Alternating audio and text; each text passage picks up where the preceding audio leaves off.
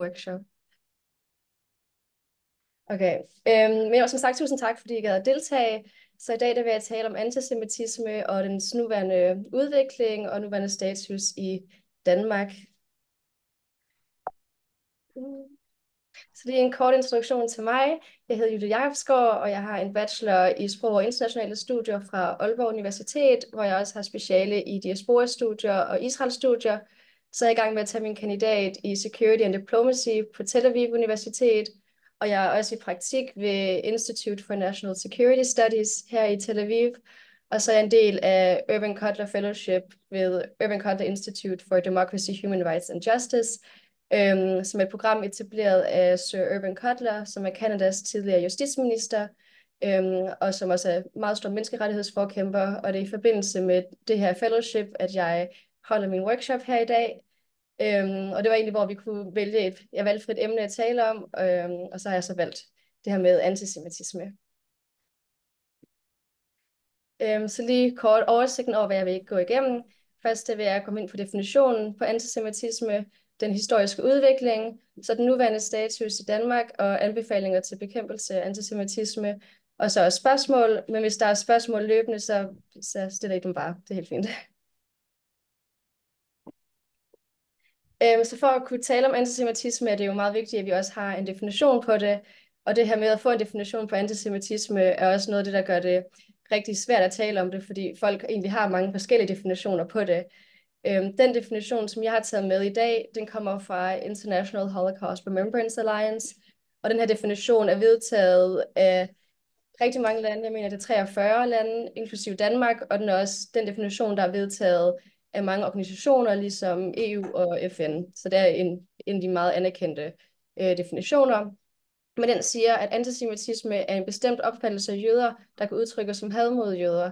Retoriske og fysiske former for antisemitisme rettes mod jødiske og ikke-jødiske enkelte personer og eller deres ejendom, institutioner og religiøse samlingssteder, der tilhører jødiske samfund.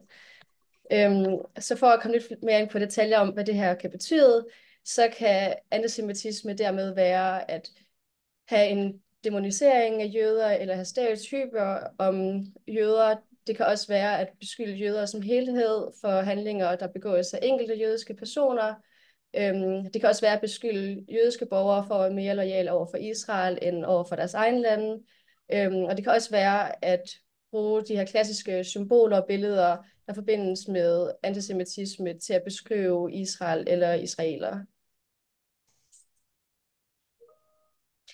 Men for at kunne forstå antisemitisme, så synes jeg også, det er vigtigt at forstå, hvordan den har udviklet sig, fordi der er den her meget stærke sammenhæng mellem alle faserne af antisemitisme. Så jeg har lavet de her 5 kategorier: kristendom, middelalderen, moderne antisemitisme, holocaust og nuværende antisemitisme.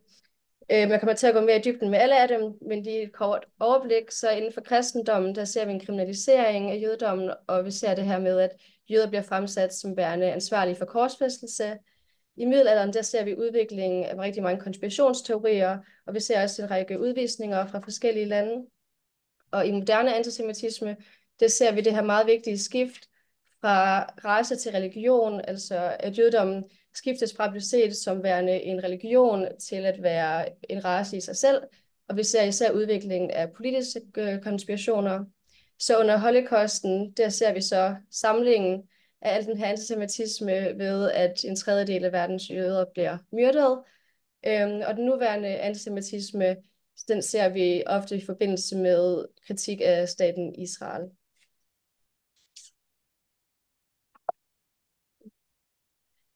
Så den første kategori antisemitisme, den forbindes med instruktionen af kristendommen, så dermed så er den her slags over 2000 år gammel. Den centrerer især på det her princip med, at jøder de har nægtet at acceptere Jesus som profet, og dermed så er jøderne også blevet sat som ansvarlige for Jesu korsfæstelse. Og allerede her, der ser vi starten af, at jødedommen bliver kriminaliseret af forskellige riger, og at jøder også begynder at blive udvist fra forskellige territorier.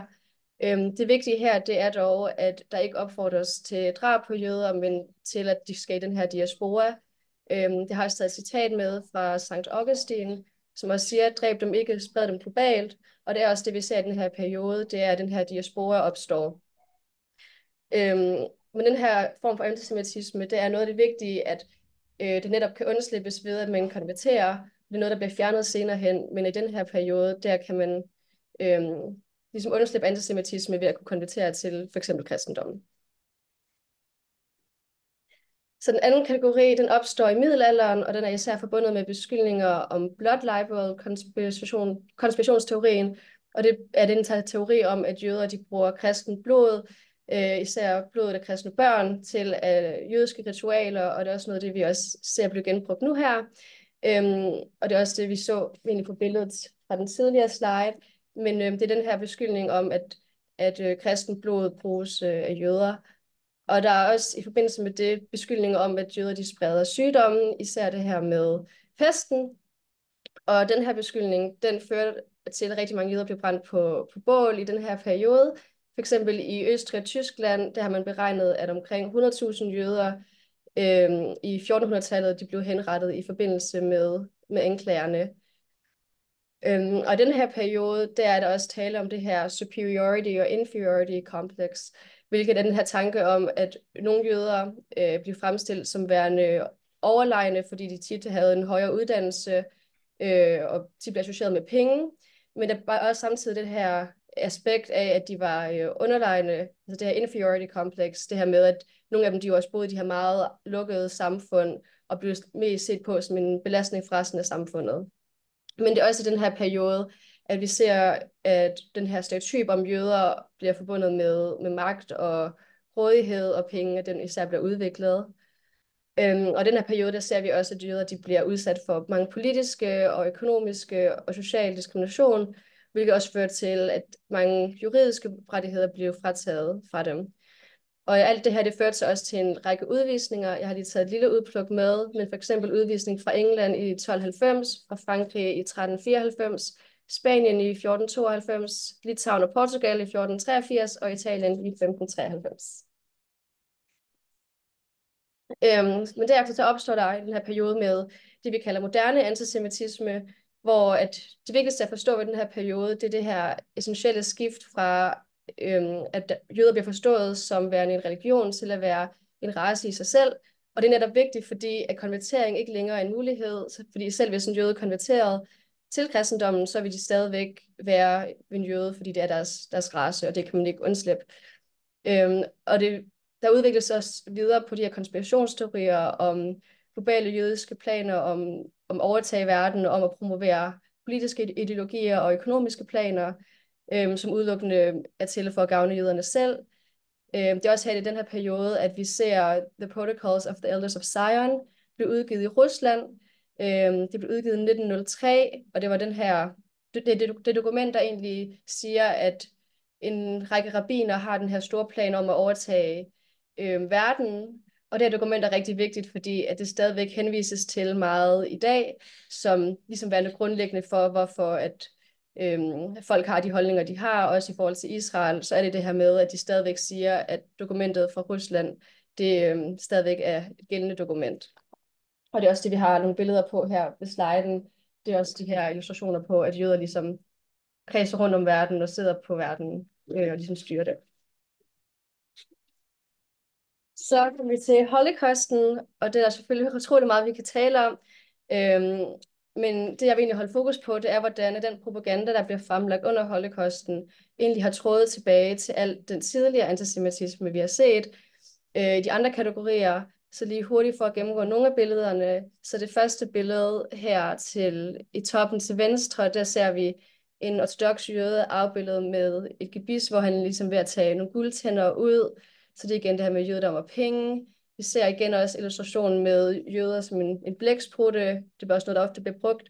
Men det her med, at de sidder oven på verden, og de andre billeder, vi ser også, at der er det her billede af, hvor jøder de ligesom styrer andre.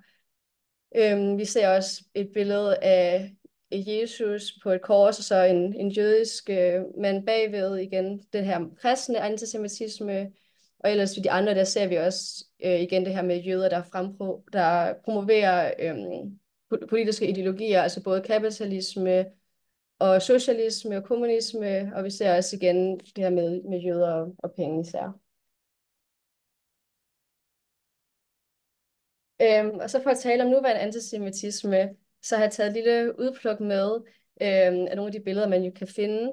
Men jeg synes, det vigtige her, det er, at vi ser, hvordan at de her gamle tråde, øh, eller hvordan det her det egentlig etablerer de her gamle tråde til andre former for antisemitisme, fordi der egentlig ikke er nye former, men man egentlig har taget de gamle koncepter og så puttet dem på en nuværende kontekst.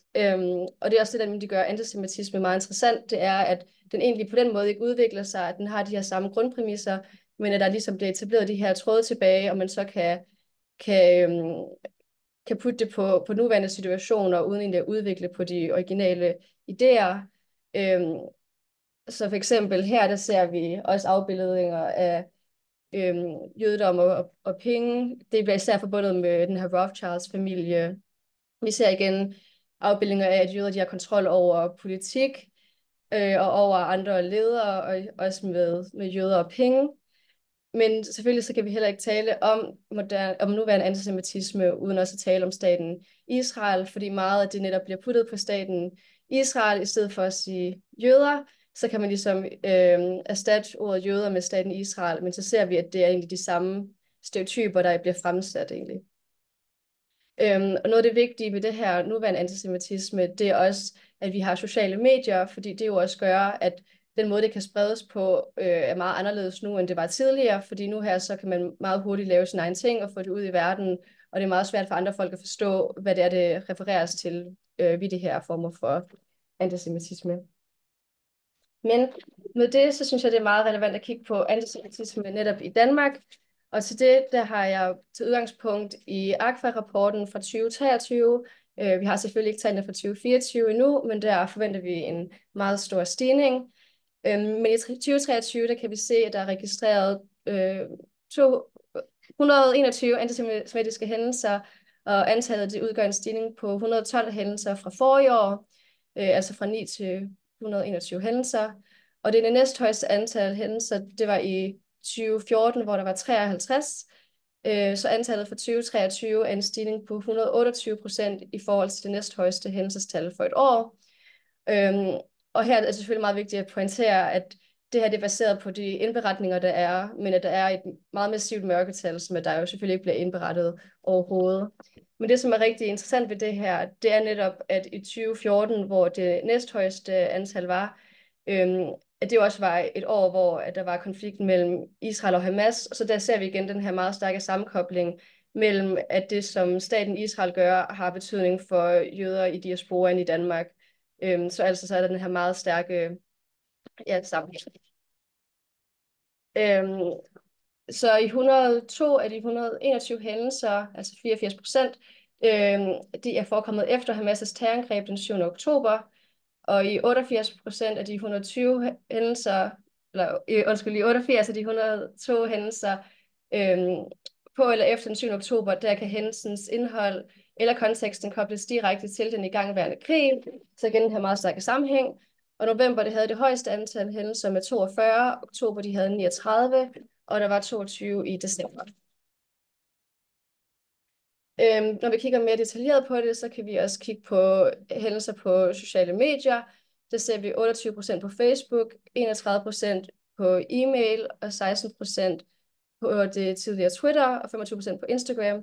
Men her er det igen meget vigtigt at sige, at det meste af det, der foregår, det ikke bliver rapporteret, og derfor så er det ikke med i rapporten, fordi der er mange flere eksempler, end der egentlig vises her. Men af de 121 hændelser, der kan fordeles i følgende kategorier. Der er 20 tilfælde af trusler, 88 tilfælde af ytringer, 2 tilfælde af hærværk og 11 tilfælde af tekstmateriale. Og endnu mere specifikt, så kan 16% af hændelserne i 16% af hændelserne, der holdes jødiske individer eller jødiske institutioner sig ansvarlige for Israels handlinger. I 29% af hændelserne, der refereres der direkte til nazismen. I 12% af hændelserne, der indeholder der klassiske konspirationsteorier. 6% der indeholdes der klassiske stereotyper, og 35% af hændelserne indeholder hadtale. Så lige for at kigge på nogle af de eksempler, vi har her i Danmark, det er så eksempler på trusler. Især vigtigt her vil jeg sige er billedet til venstre, hvor der også er skrevet på hoveddøren til en jødisk medborger i København. Men igen så viser de den her ja, eksempler på trusler i antisemitisme. Så har vi også eksempler på ytringer. For eksempel billedet op i højre hjørne, det er fra en jødisk gravplads, hvor vi ser en sten med det ukrainske flag, og så et hagekors tegnet. Vi ser også fra en parkeringskælder i Danmark, hvor der også er den her nazistsymbol. I bunden der ser vi Yehud, altså jøde på arabisk, som ligesom bliver hængt. Og der er også andre eksempler her fra sociale medier. Så eksempler på tekstmateriale, der er de her også alle sammen fra Danmark. Billedet her til venstre, det var også lagt i postkassen på en jødisk borger i Danmark. Det billede her bagefter, det er om, at jøder de også de ligesom fremmer corona, og det er også interessant, fordi det netop går tilbage til den her gamle tanke om jøder, der spreder sygdomme, for eksempel ligesom i pesten. Ved siden af der ser vi også et billede af tekstmateriale omkring jøder og immigration, og det er også igen den her gamle tanke om jøder, der spreder bestemte politiske ideologier, og det er jo så både højrefløjsideologier og venstrefløjsideologier, at de bliver beskyldt for at sprede. Men så vigtigst af alt, det er jo så, hvordan man så bekæmper antisemitisme, og det her foredrag vil jeg egentlig mene allerede et godt skridt den vej, fordi noget af det allervigtigste, det er at have kommunikation, fordi rigtig meget antisemitisme egentlig opstår, fordi der bare er meget uvidenhed og meget misinformation, så meget af den antisemitisme, der er, og som der spredes, det er egentlig ikke, fordi folk bevidst måske prøver at fremprovokere antisemitisme, men det er, fordi de bare ikke ved, at de ting, de deler, har rødder i nogle meget klassiske antisemitiske forestillinger. Men det er også meget vigtigt at have fokus på samarbejde og på kommunikation på tværs af institutioner og organisationer. Jeg også mener, at det er meget vigtigt at have obligatorisk undervisning, men også meget vigtigt at have den her fælles definition, fordi at meget af den debat, der er, opstår netop, fordi man ikke har en fælles definition på det. Jeg vil også mene, at siden at det ikke er et nationalt problem, altså antisemitisme er globalt, så kan vi heller ikke have løsningen nationalt. Den findes i stedet for også i internationalt samarbejde. Og så noget af det sidste, jeg har her, det er også noget, som at grundlæggeren af mit fellowship, Irvin Cutler, han har brugt som hans tid som justitsminister i Canada, men det er, hvor han har de her 4 P'er, altså partnership, prosecution, protection og prevention. Men det siger egentlig, hvordan at jo først skal vi have samarbejde, så det er også vigtigt, at når vi ser de her antisemitiske hændelser, at de bliver både rapporteret, men at de også bagefter går videre med det rent juridisk. Det er også vigtigt at fokus på beskyttelse af jødiske samfund, hvilket jeg også vil mene, vi er faktisk rigtig gode til i Danmark. Og så igen er det vigtigt jo så også, at vi preventer, at det opstår mere, og det er også igen igennem mere uddannelse og mere information omkring antisemitisme. Og med det vil jeg bare høre, om der er nogle spørgsmål.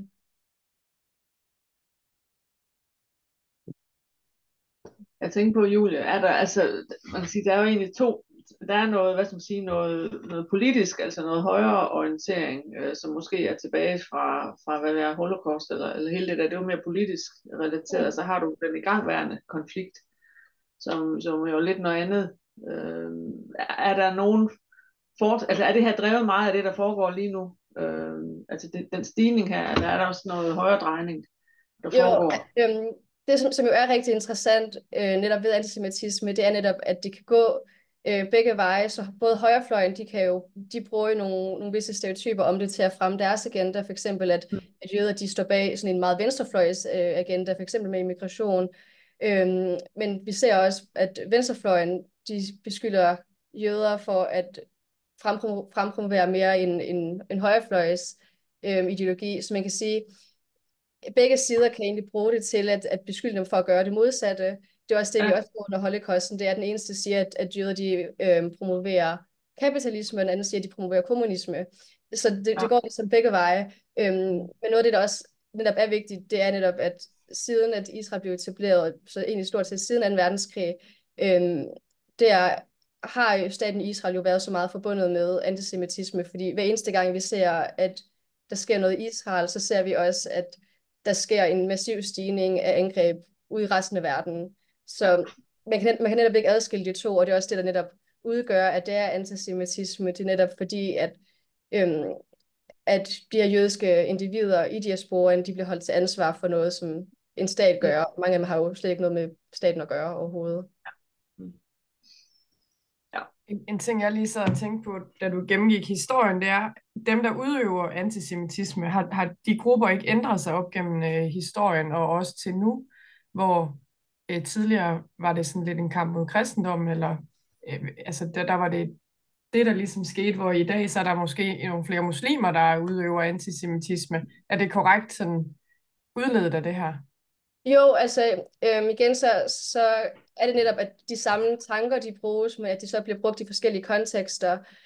Så man kan sige, at den her meget klassiske antisemitisme med kristendommen, det er også noget, vi ser i dag, men måske lidt mindre grad, fordi der altså generelt er mindre udbredt kristendom på den måde, som der var tidligere, men at alle de her former stadigvæk eksisterer. Man kan sige, at den arabiske form for antisemitisme, den opstår primært efter Holocaust og med staten Israel. Så det er egentlig et aspekt, vi ikke rigtig har haft med før, fordi at jøder egentlig levede i relativ fred i Mellemøsten i mange tusind år. Men at efter oprettelsen af Israel, der ser vi netop, at den arabiske del af verdensbefolkningen, de også begynder at købe ind på de her tanker omkring altså politisk magt og økonomisk magt. Så det er de stadig de samme generelle tanker, men det er så bare en ny gruppe, der ligesom udøver det. For eksempel også det her dokument fra Rusland, det her The Protocols of the Elders of Zion. Det blev udgivet i 1903 i Rusland, men det er faktisk også et dokument, som Hamas de henviser til i deres egen charter og siger, det her dokument fortæller altså, at jøder har den her plan om verdensovertagelse, og derfor skal vi bekæmpe det. Så man kan jo sige, at det er også sjovt, at en terrororganisation i Mellemøsten henviser til et dokument fra Rusland i 1903. Men det er igen det her med, at der er en meget stærk sammenhæng mellem alle former for det. Ja.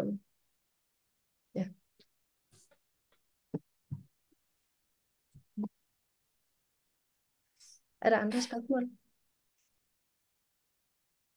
Nej, det er også i orden. Jeg vil bare sige tusind tak, fordi I gad at høre lidt med i hvert fald. Det er jeg virkelig glad for, at I har lyst til. Tak, Julie. Super fin præsentation. Fedt, Julie. Tak til dig. Tusind tak. Super fedt. Tak. Hej. Hej. Tak, Julie. Så starter vi lige.